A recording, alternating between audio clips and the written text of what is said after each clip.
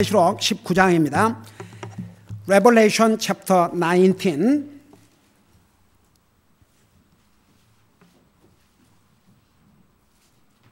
(13절) (14절) 두 절을 우리 같이 읽겠습니다. 13, 14.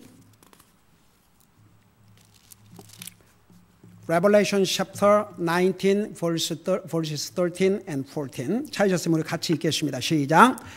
또 그분께서 피에 담근 옷을 입으셨는데 그분의 이름은 하나님의 말씀이라 불리더라. 하늘에 있던 군대들이 희고 깨끗한 고운 아마봇을 입고 흰 말을 타고 그분을 따르더라. 아멘. 앉으시기 바랍니다. 우리 주님께서 왕으로서, 왕 중에 왕으로서, 주님 중에 주들로서 이 상에 다시 오시는데, 우리 주님이 백마를 타고 오신다고 그랬고, 그 예수님을 가리켜서 신실하신 분, 참되신이라 이렇게 하셨고, 또 그분의 눈은 불꽃 같고 그분의 머리에는 많은 관이 있고, 또 그분께서 기록된 한 이름을 갖고 있는데 아무도 그것을 알지 못하더라. 그 내용까지 우리 자세하게 공부했죠. 그 다음에 우리 주님께서 이제 백마를 타고 오시는데 피에 담근 옷을 입으셨다고 그랬어요. 그러니까 예수님이 입으신 그 옷이 피에 젖은 그런 옷을 입었다 그런 얘기죠. 피는 두 가지를 상징해요. 우선 구약 시대의 피는 그 생명을 상징했고, 우리 인생이 죄를 범했을 때 짐승의 피를 흘려서 그 짐승의 피로 말미암아 우리 사람의 잘못을 일시적으로 커버해 주셨어요. 그래서 지난번에 히브리서에 배웠죠. 하다못해 이 짐승의 피도 정결케 했거든. 하물며 그리스도의 피로 정결함을 받은 그 양심으로 하나님을 섬기지 않겠느냐. 그래서 정말 예수 그리스도의 희생을 통해서, 그 피를 통해서 구원받은 하나님의 자녀들은 그 양심이 하나님을 섬기지 않고는 못 견디도록. 그러니까 한 가지, 여러분들, 저는요 목사로서 절대 거짓말을 그 본인의 귀를 즐겁게 하려고 입에 침 바른 소리로 그럼요, 그게 다 형편이 그러니까 뭐 구원받은 지가 이제 한두 달밖에 안 되고 몇 개월 안 돼갖고 아직 영적으로 정말 어린 사람은 이제 길러줘야 되니까. 근데 구원받은 지가 2년이 됐다, 3년이 됐다, 5년이 됐는데도 이것은 아니에요. 만일 진짜 구원받은 남자가 그렇게 살아봐요. 하나님은 사랑하신 자를 징계하시나니 징계가 없으면 사생하라고 그랬어요. 그러니까 여러분, 우리 분명히 알아야 돼요. 하나님의 자녀는요 알게 돼 있어요. 인자 구원 받은 사람은 잘 몰라요. 어린애가 태어나면 자기 엄마인데도 몰라요. 그러지만 6개월만 지나고 1년만 지나도 자기 엄마 딱 알아요. 벌써 그걸 뭐라고 그래? 한국말로 얼굴을 가린다고 그러잖아요. 구원받은 지 1년이 됐다 혹은 6개월이 됐다 그러면 알아요. 왜냐하면 자기가 진심이니까, 자기 속에 주님이 계시니까, 그리고 자기 우선순위가 뭔 줄 아니까. 그러니까 보세요. 구원받은 하나님의 자녀는 두 가지 면에서 달라요. 잘못하면 그거 깨달아요. 그래서 얼른 뉘우쳐요. 그 잘못을 하고도 그냥 그 끝까지 자기 주장이나 펴고 오멘. 그리스도의 양심은 그럴 수가 없어요. 여러분, 하나님의 자녀는요 잘못하면 하나님 앞에서 자기를 보기 때문에 사람 앞에서가 아니고 얼른 뉘우치고 고백하게 돼 있어요. 그래 안 하고 어떤 양심으로 살아갑니까? 바로 뉘우쳐야 돼요. 우리 믿는 사람은 하나님의 영이 우리 속에 계시기 때문에 그 해야 돼요. 그 다음에 두 번째, 정말 주님을 못 섬겨서, 내가 섬기면 못 섬겨서 항상 그게 가슴이 아프지, 이 핑계 대고 저 핑계 대고 왜 나는 주님을 안 섬기는가, 그런 계속 익스큐스는 할 수 없다고요. 그러고 낮에 우리 게리 성사님 참 그 형제 자매들이 불편함을 감수하고도 그 주님을 섬기는 그 자세. 구원받은 하나님의 자녀는 항상 우리가 다 그렇게 못 산다 할지라도 노력을 하게 돼 있어요. 정말 최선을 다하려고 노력을 하게 돼 있다 이것이죠. 그러니까 보세요. 피는 구약시대 때에 생명을 가르쳤고 사람이 죄를 범하면 그 피로 주님 앞에 속죄의 제물로 피를 흘려서 드렸어요. 우리 주님께서 왜 피 흘려 돌아가신 줄 아세요? 구약 성경의 것은 그림자예요. 우리 주님께서 이 땅에 피 흘리셨는데 이 땅에 오셔서 그 십자가에 피를 흘리셨는데 성경에 뭐라 하십니까? 피 흘림이 없이는 죄의 사함도 없다고 그랬어요. 우리의 죄는 예수님의 피만이 우리 죄를 씻을 수 있기 때문에 예수님께서 피 흘려 주셨어요. 그래서 예수님에 대해서 피 그러면 우선은 우리를 구원해 주기 위해서 우리 죄를 씻어서 흘리는 피지만 동시에 다른 의미가 있어요. 그게 뭔지 아십니까? 주님의 심판.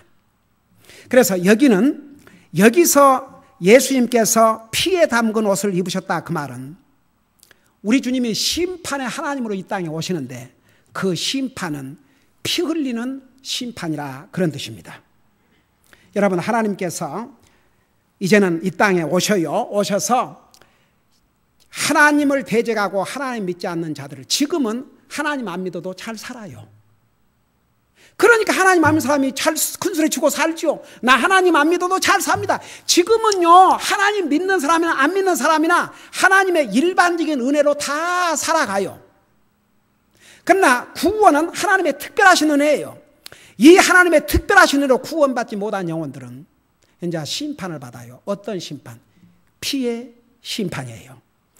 여러분 구약 성경에서도 이 부분을 예언하셨는데 잠깐 이사야 63장 2절 3절을 보세요. 이사야 63장 2절 3절.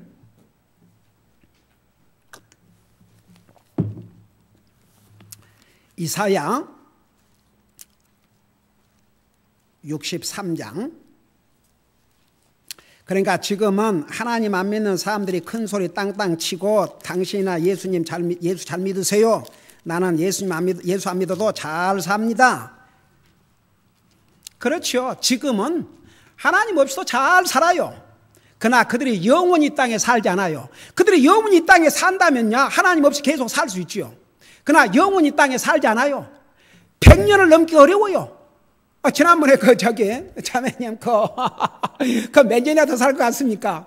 한 20년, 한 30년이요. 그러니까 57에서 20년이면 77, 많아야 뭐 80. 다 그거 알아요. 하나님 안 믿는 사람도 자기가 이 땅에서 영원히 살지 않는 거 잘 알아요. 그 이번 금요일 날 전도하면서 그 할아버지도 얼마나 이 땅에 살 것 같습니까? 100년 넘는다 해도 뭐 150년까지 살겠습니까? 정말 인간은 어리석어요. 이 상 영원히 살잖아요. 이 상을 영원히 산다면 하나님 없이도 지금까지 살아왔고 하나님 없이도 앞으로 살아갈 수 있어요. 그러나 이 상이 영원히 살지 않아요. 이 상을 떠난 순간에 하나님의 심판을 맞이해야 돼요. 그래서 히브리서 9장 27절에 한 번 죽는 것은 정한 것이요 그 후에 심판이 따르세요. 이 세상에서는요 하나님께서 만일에 행한 대로 심판하신다면 다 벼락을 맞아 죽어야 돼요. 그러면 구원받을 사람 한 사람도 없지. 그러니까 하나님께서 지금은 여러분 아담에게 선악과를 먹나는 정령 죽으리라 다 먹었어요. 영적으로는 바로 죽었어요. 영적인 죽음은 하나님과의 관계가 끊어진 걸 영적인 죽음이라 영원히 없어진다는 것이 아니고 그리고도 육체를 몇 년을 살려주셨어요. 900 몇십 년을 살려주셨어요. 세상에 우리 하나님께서. 아이고 이런 범죄한 인생 하나님 원치 않은 인생들을 7, 80년 살려주신 것만 해도 진짜 감사할 일이에요. 진짜 하나님의 은혜예요 정말. 근데 보세요. 우리 주님이 이 땅에 오실 때 왜 이런 모습을 보여주셨느냐. 피에 담근 옷을 입은 모습을 보여주셨느냐. 우리 주님이 이 땅에 오실 때는 심판의 하나님으로 피 흘리는 심판을 하실 것을 여기서 보여주신 거예요. 여러분 우리 이사야 63장 2절 3절에 보면 에돔에서 나오며 물들인 옷을 입고 보스라에서 나오는 이자가 누구냐? 의복이 영화롭고 자신의 큰 능력으로 다니는 이 자가 누구냐? 의 안에서 말하는 난이 곧 구원의 능력이 있는 자니라. 바로 주님의 말씀이에요. 어찌하여 주의 의복이 붉으며, 바로 요한계시록에서 우리 주님께서 피에 담근 옷을 입으셨던데 이것이요. 어찌하여 주의 의복이 붉으며 주의 옷이 포도즙 틀을 밟는 자와 같으니까. 여러분, 우리 요한계시록에 나와요. 하나님의 진노의 포도즙 틀이라고. 그 다음에 만 백성 중에서 나와 함께한 자가 없이 내가 홀로 포도즙 틀을 밟았노라. 내가 친히 분노하여 그들을 밟고 친히 경노하여 그들을 질바부리니 그들의 피가 내 옷에 튀어 내 의복을 다 더럽히리라. 이것을 예수님이 탄생하기 1000년 전에 이사야 선지자를 통해서 해냈어요. 예수님께서 지상 재림하실 때의 모습까지. 우리 예수님께서 이 땅에 피에 담근 옷을 입고 오신다는 것은 하나님께서 피 흘리는 심판을 하실 것이라 그 말입니다. 이 땅에 남아있는 자들이, 하나님을 대적한 이 악인들이 하나님의 심판으로 피 흘림을 당하고 죽는다고 말입니다. 우리 이제 계속 우리 요한계시록 19장 20장 하면은 이제 하나님의 그 최후 심판에도 또 더 자세하게 나와요. 그래서 여기서 다시 13절 보세요. 그분께서 피에 담근 옷을 입으셨다 그 말은 바로 우리 주님께서 이 땅에 심판의 하나님으로 오셔서 그 심판하시는데 피 흘리는 심판을 하실 것이라 그 말입니다. 그 다음에 13절에 또 다른 이름이 나와요. 그분의 이름은 하나님의 말씀이라 불리더라. 여러분 한번 따라해 보세요.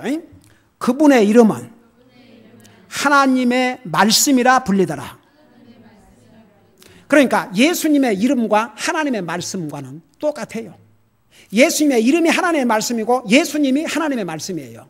여러분 이 부분에 대해서 자세하게 여러분들에게 가르쳐 줬는데 한번 다시 여러분 눈으로 직접 봐요. 요한복음 1장을 보세요.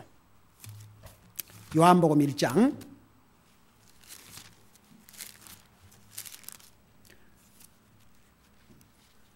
요한복음 1장입니다. 이 하나님의 말씀이 왜 우리에게 중요한가? 이 하나님의 말씀과 이 하나님의 말씀과 주님과 분리할 수가 없어요. 주님은 말씀이고 말씀이 주님이에요. 우리 요한복음 1장 1절에 보십시다.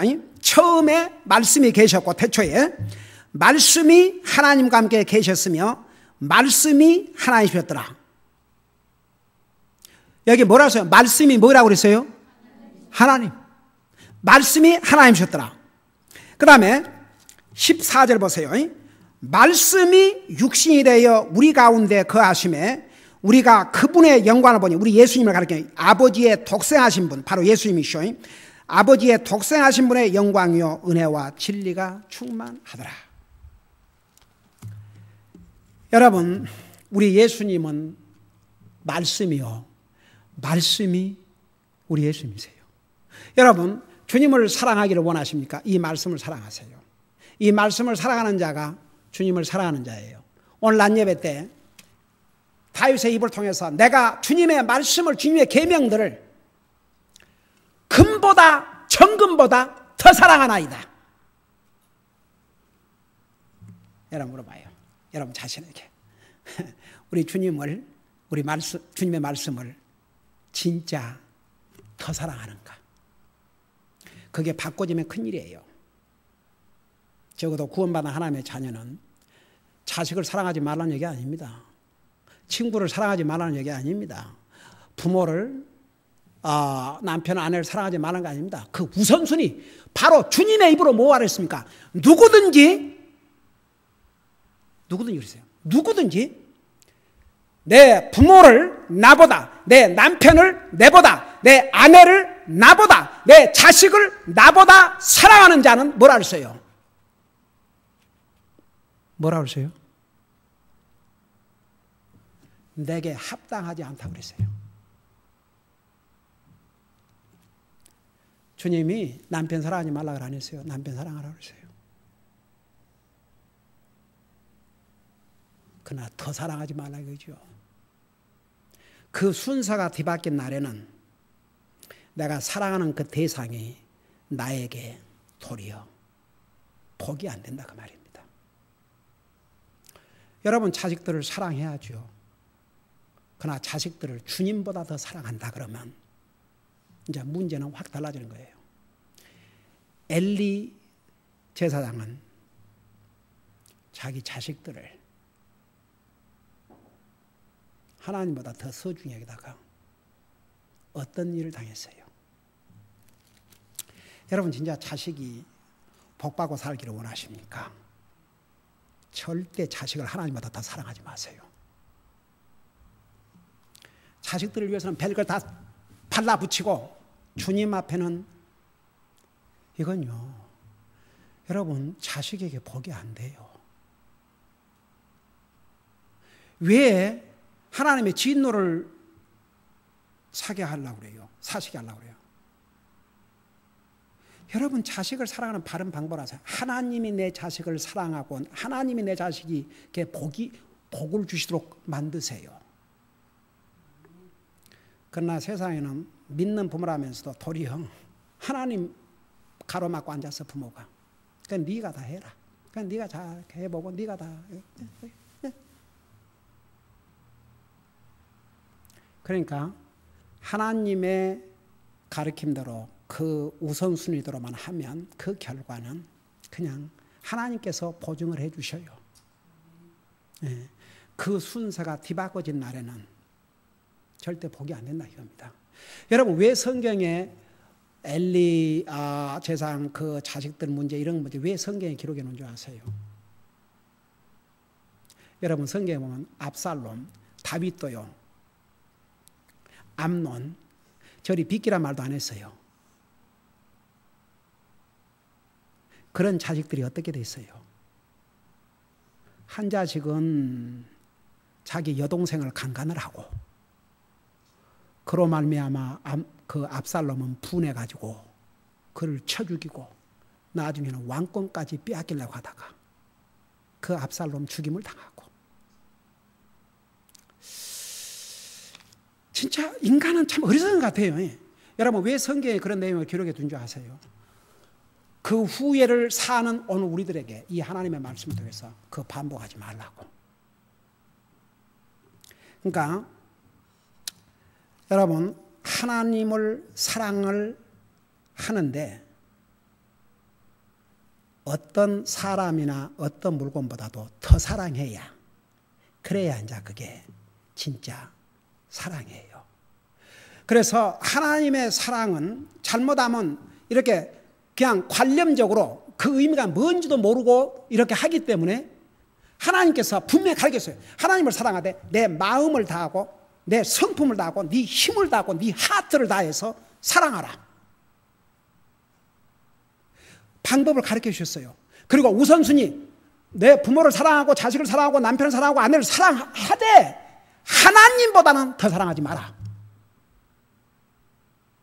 그런 순서를 다 하나님께서 주셨다고요.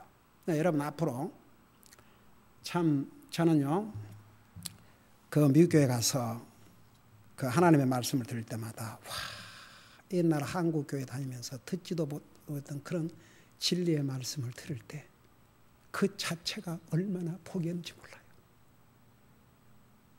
여러분 우리에게 그런 메시지를 들을 수 있는 기회를 주신 하나님 앞에 감사하고 정말 그 말씀 우리의 삶에 적용하면 그 결과는 100% 우리에게 여러분에게 복이 될 줄로 믿습니다. 그러니까 보세요. 하나님 말씀과 하나님은 분별할 수 없어요. 우리가 주님을 사랑해야 돼요. 근데 그 주님을 사랑하는 가장 현실적인 프랙티컬한 방법이 우리 눈으로 보고 읽고 만질 수 있는 하나님의 말씀을 사랑해야 돼요. 그러면 바로 보이지 않는 하나님을 사랑하는 것이죠.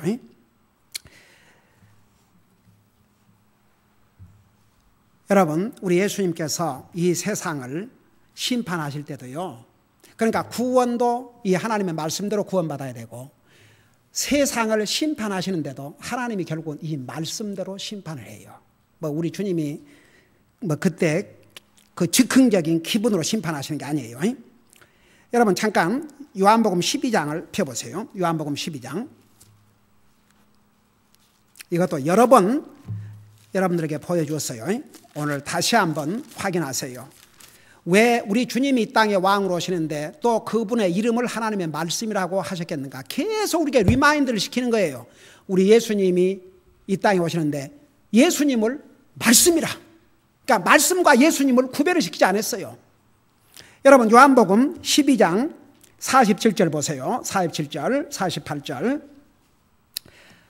찾았어요. 사람이 내 말들을 듣고 47절 믿지 아니할지라도 내가 그를 심판하지 아니하노라. 나는 세상을 심판하지 아니하고 세상을 구원하러 왔노라. 우리 예수님께서 2000년 이 땅에 오실 때는 세상을 심판하러 오신 게 아니에요. 우리 인생을 구원하러 오셨어요. 48절에 나를 거절하고 내 말들을 받아들이지 않는 자. 보세요. 예수님을 거절한 자가 누군지 아세요? 하나님의 말씀을 거절하는 자. 그러니까 말씀을 거절한 자는 예수님을 거절한 자고 예수님을 거절한 자는 하나님의 말씀을 거절하게 돼 있어요. 그러니까 분리할 수가 없다니까요. 나 저 금요일 날 그 할아버지 저는 하나님도 안 믿고 성경도 안 믿습니다. 내가 그렇게 물어본 것도 아닌데 자기는 하나님도 안 믿고 하나님 말씀도 안 믿는다는 거예요. 와, 그 순서가 잘 따라오대. 예. 그게 순서예요. 그래서 나를 거절하고 내 말들을 받아들이지 아니하는 자에게는 심판하는 이가 있으니 곧 내가 한 말 바로 그 말이 마지막 날에 그를 심판하리라. 이 하나님의 말씀을 믿고 구원받은 자는 심판받을 필요 없어요. 그러나 이 하나님의 말씀을 믿지 않는 자는 이 말씀대로 심판을 받아요. 제가 그 전도하면서 그런 얘기를 많이 해요. 내가 그분에게 그랬어요. 지옥을 하나님이 우리 인간에서 만든 게 아니다. 사탄과 그의 추종자들을 위해서 만들었다. 하나님은 도리어 모든 사람이 구원을 받기를 원하신 게 하나님의 뜻이다. 지옥은 누구가 간 줄 아냐? 하늘나라 가기를 거절한 사람만 가는 것이다. 지옥 누가 간 줄 아세요? 한 번 죽는 것은 정한 것이 구의 심판이 있다. 누가 심판만 줄 아세요? 그 심판을 안 받기를 원하는 사람은 받을 필요가 없어요. 그래서 그 죽음 다음에 오는 심판이 두려워서 예수님 믿고 구원받으면 그 심판 받을 필요가 없어요. 근데 이 세상 사는 것도 바쁜데 죽는 생애까지 어떻게 생각하고 삽니까? 이런 한가한 얘기를 한 사람은, 그러니까 죽음 다음에 심판을 받아야지 하는 사람은 그 사람들이 심판을 받는 거예요. 그 심판이 두려워서 주님을 믿으면 그 심판 받을 필요가 없어요. 지옥은 누구만 가는 줄 아세요? 그 심판을 안 믿는 사람들. 근데 이제 지옥 가면 믿게 돼 있죠. 근데 믿는데 이제 too late. So sad죠. 자, 그 다음에 어디까지 했어요? 우리 19장 한 분만 더 하고 마십시다. 14절에 하늘에 있던 군대들이 희고 깨끗한 고운 아바포옷을 입고 흰말을 타고 그분을 따르더라. 자, 이 하늘에 있던 군대들이 누군가? 희고 깨끗한 고운 아마포옷을 입었다고 기록하기 때문에 여러분 19장 8절에 뭐라 했어요? 8절을 잠깐 봐요.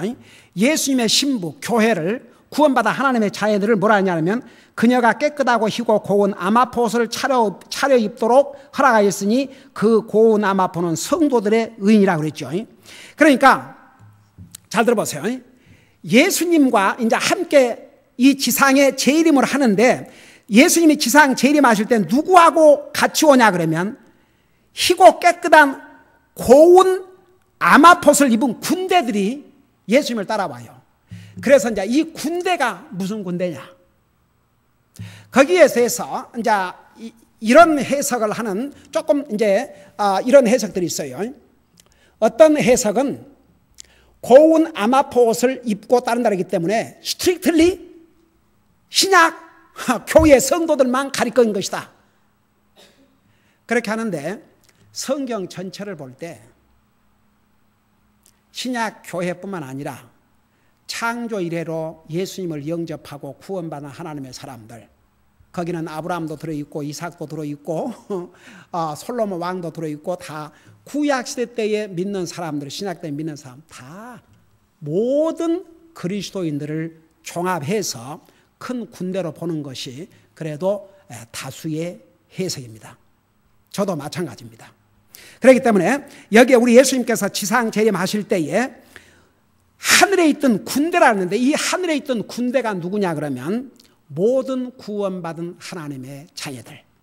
근데 특별히 여기에 왜 희고 깨끗한 고운 아마포옷을 입었다. 이제 우리 특별히 그 구원받은 하나님의 자녀는 다 예수님의 피로 의로운 자가 된 자들이에요.